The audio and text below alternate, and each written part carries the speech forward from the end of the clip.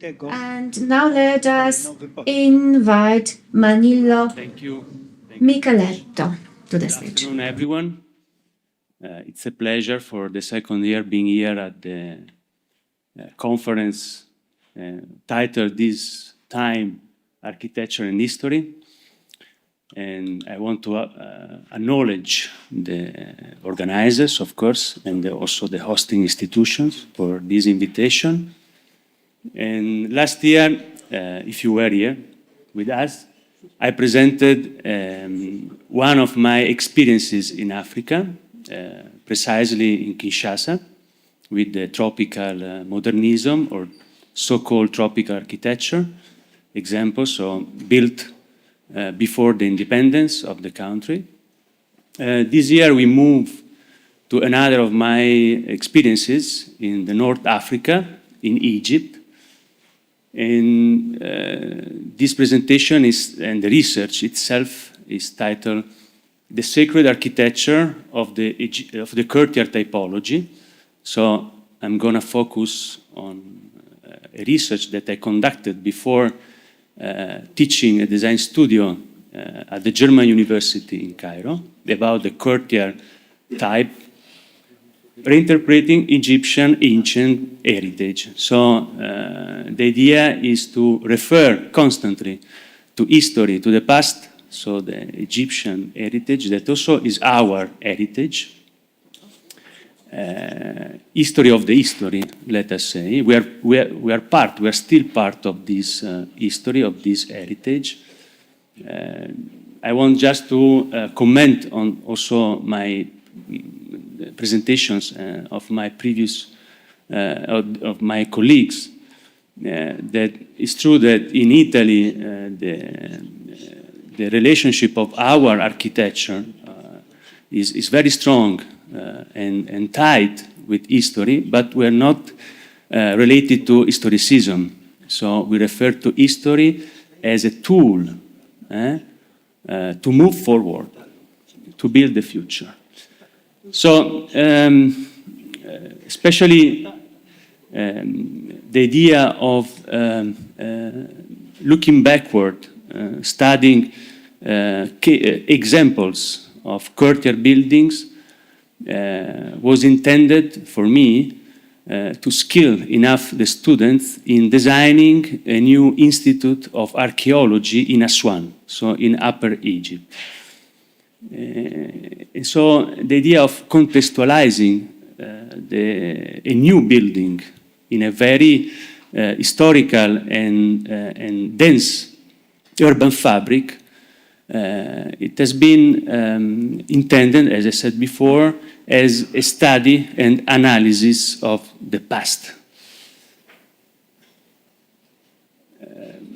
What we can learn from the past, and which past, which history, which chapter of our history. Recently, I found this gridded sketch of Senemut, that was also a female architect of a pharaoh. And maybe you know already on the right side of the slide, of the screen, the book The Temple of Men, that this French Egyptologist at the beginning of the 20th century spent almost a decade in Luxor, analyzing the temple of Luxor, trying to identify the geometry, the proportional structure behind the construction of the temple. The theory of that is embedded in the Temple of Men is questionable, of course. It has not been demonstrated. But what I find interesting on the image on the left side is about the meaning of this engraved piece of limestone. So you see in engraving the stone, and that in this case is the face of a typical Egyptian man. They started from tracing on the stone a grid. So the grid is the first phase in coming up with an artifact, a piece of art. So for sure, also in architecture, that is the mother of all arts, there was the same approach in building up, lifting up temples, not only temples, we will see. My research started well before the teaching period, and I tried to simply redraw, as a student, by the way, these case studies, starting from residential buildings, because the courtyard as a typology comes in Egypt for the first time in the residential units.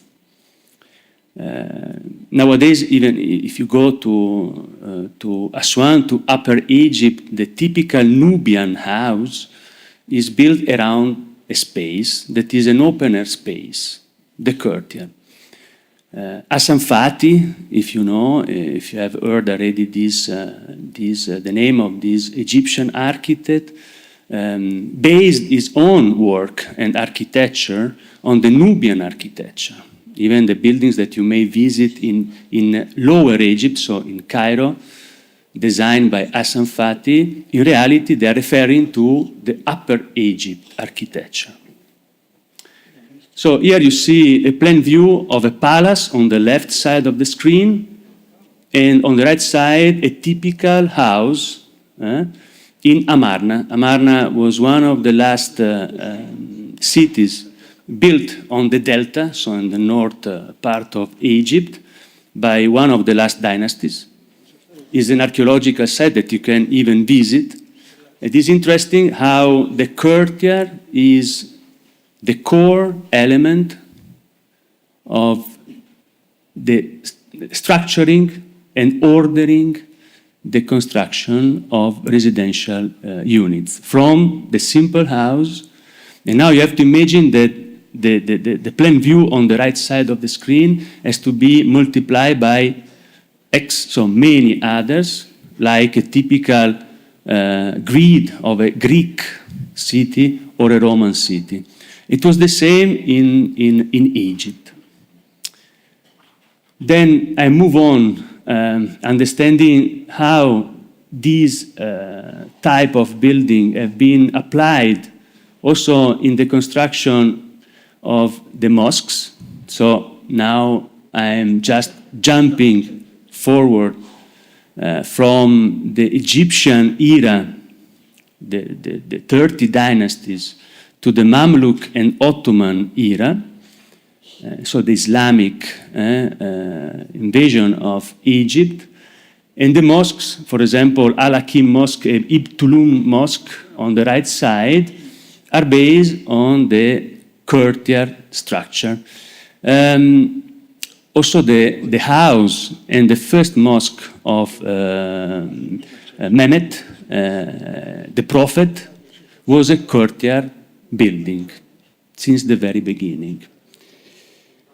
Nowadays, if you visit Egypt, I mention Egypt because I live there, I work there. The mosques are no more built according to this layout, but they are just central block building. This is one of my pictures of Ibn Tulum Mosque. So you look towards the colonnade overlooking the central courtyard.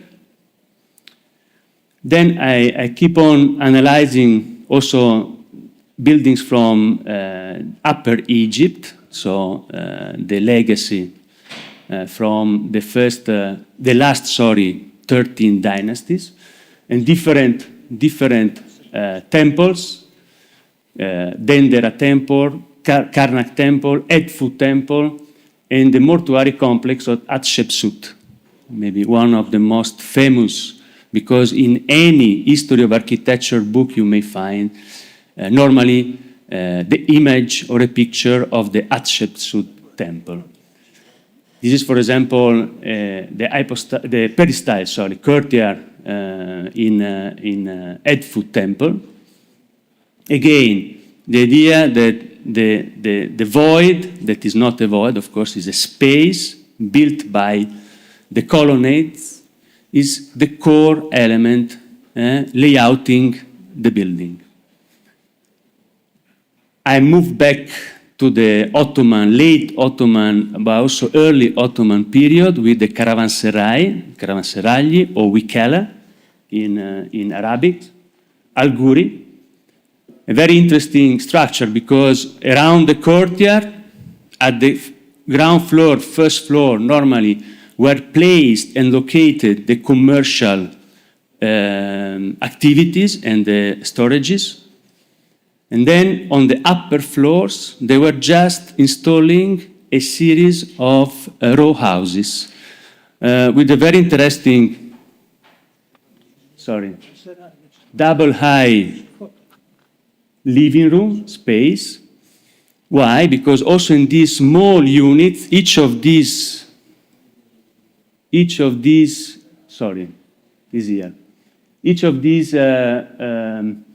mashabeya are called, these extruded elements, wooden extruded elements, is representing one unit of the row house. So if you're traveling along the Silk Road, you may stop in this caravanserai, wikela.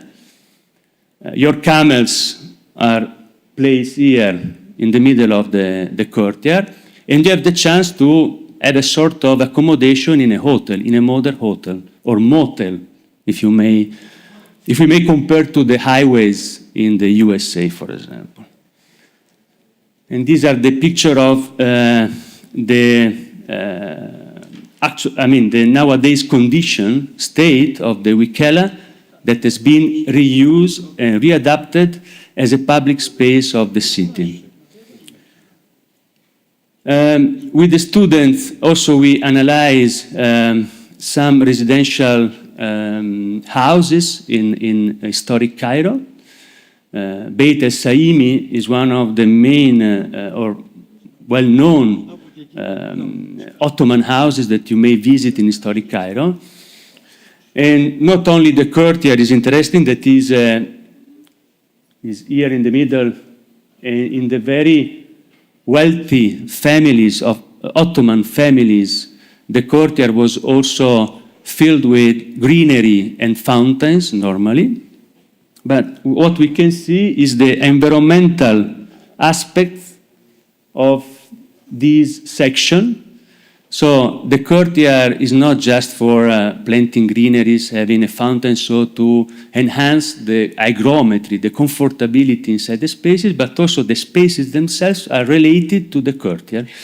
The courtyard, so, is not just a physical space that is adapting to the context, but is also intertwined with the context. So on one side you find the the summer living room that is exposed with the long axis to the north main wind. And then on the other side of the courtyard you find the winter living room. So in winter you protect as much as possible the living room from the wind coming from the north. This is a picture that I've taken during the site visit with the students in the Beit al-Saimi, Beit's house, Beit al-Saimi in historic Cairo. And then we just conclude now with the outcomes of the design studio that was titled Designing the Memory. The S1 Archaeological Institute, also as Federica Visconti, I just took as reference the Francesco Venezia collage, and I added, so for me it was missing a precedent. A first phase in the development of the idea of a building as a temple. So the Neue Nationalgalerie in Berlin, Paestum, and before also a Upper Egypt temple, Edfu temple in Egypt. So the idea that behind the design of a building, there is also always, a connection, a relationship, a link with this precise typology. These are, I'm going to present two outcomes from the students that were divided in groups. We visited Aswan, we visited also the temples, Philae temples and others in Luxor and Aswan, both. In this case, you see that the relationship between the site, the plot allocated for the building and the Nile River, it has been articulated according to the contours line. Now, I don't have a section, but from the level of the Nile, we may say level 0, up to the level of the street, this street, there is, of course, a hill slope. So they decided to work accordingly to the slope and also referring to the Hatshepsut mortuary complex. In this sequence of different functions that are determined by different volumes along a main axis leading to the Nile. And the last one is also a work, a grouped work, so the students have been grouped. This is pairs, so two students, and you see that even in this case, the courtyard is the main, the core aspect, element of the composition, the overall composition of the building, of the new Institute of Archaeology. In this case, is completely open, overlooking the Nile, that is itself an archaeological element, an archaeological permanence in Egypt, in our history, in the history of architecture. I just want to conclude saying that we have seen referring our presentation to the past, from Milan, from Gardella, from Sardinia, from Naples, from Egypt. For me, the main question that I normally challenge and ask to my students is if we are nowadays building the next heritage. And which heritage one day we will present in a conference. Thank you very much.